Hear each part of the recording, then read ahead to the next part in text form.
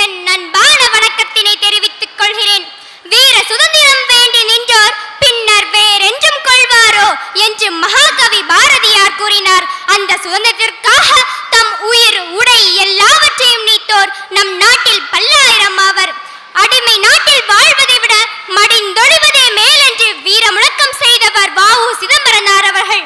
வ.உ.சி என்று சுருக்கமாகவும் கப்பலோட்டிய தமிழன் என்று சிறப்பாகவும் அழைக்கப்படும் வ.உ.சியை பற்றி எனக்கு தெரிந்த சிலவற்றை உங்களுடன் பகிர்ந்து கொள்ளலாம் என வந்துள்ளேன். தூத்துக்குடி மாவட்டம் ஒட்டப்பிடாரத்தில் 5/9/1872 ஆண்டு உலகநாதன் பிள்ளை பாமாயை அம்மாயிற்கு மகனாக பிறந்தார். வ.உ. சிதம்பரனார் அவர்கள் தனது பள்ளி படிப்பை முடித்துவிட்டு தன் தந்தையை போலவே வழக்கறிஞரானார். அது மட்டுமா, பேச்சாளர், எழுத்தாளர், மொழிபெயர்ப்பாளர், பத்திரிகையாளர் என பன்முக திறமை பெற்றிருந்தார். திருநெல்வேலியில் வழக்கறிஞராக தன் பணியை தொடங்கினார். பாலகங்காதர திலகரின் பேச்சால் கவரப்பட்டு அவரது சீடரானார். 1905 ஆண்டு தேசிய இயக்கத்தில் ஈடுபட ஆரம்பித்தார்.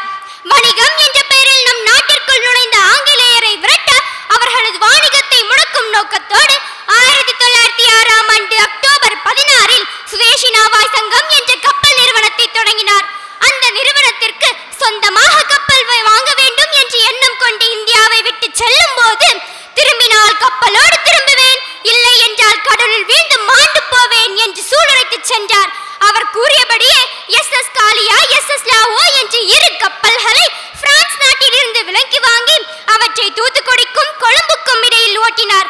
எனவே தான் கப்பலோட்டிய தமிழன் என்று அழைக்கப்பட்டார். சுதேசி கப்பல் நிறுவனத்தின் வெற்றியோடு வ.உ.சி திருப்தியடையவில்லை. மக்களிடம் சுதந்திர போராட்ட உணர்வினை தூண்டினார். தூத்துக்குடியில் கோரல் நூற்பாலை என்னும் தொழிற்சாலையில் தொழிலாளர்களை மிகவும் கொடுமைப்படுத்தப்பட்டனர். எனவே அவர்களை வேலை நிறுத்தத்தில் பங்கு பெற செய்து பெரும் வெற்றியை கண்டார். இதனால் ஆங்கிலேயர்கள் கோபப்பட்டு அவரை 1908 ஆண்டு மார்ச் 12 சிறைக்கு அடைத்தனர். மேலும் செக்கிழித்த செம்மல் என்று பட்டம் வாங்கினார். மீண்டும் 1912 ஆண்டு டிசம்பர் 24 விடுதலை அடைந்தார். மேலும் மெய்யறம், மெய்யறிவு, பாடல் திரட்டு, சுயசரிதை ஆகிய நூல்களுக்கு மொழிபெயர்த்துள்ளார். இது மட்டுமா, Vivekabhanu, the Nation, the Hindu Nation ஆகிய நூல்களுக்கு பத்திரிகைகளுக்கு ஆசிரியராக பணியாற்றியுள்ளார். தனது 64வது வயதில்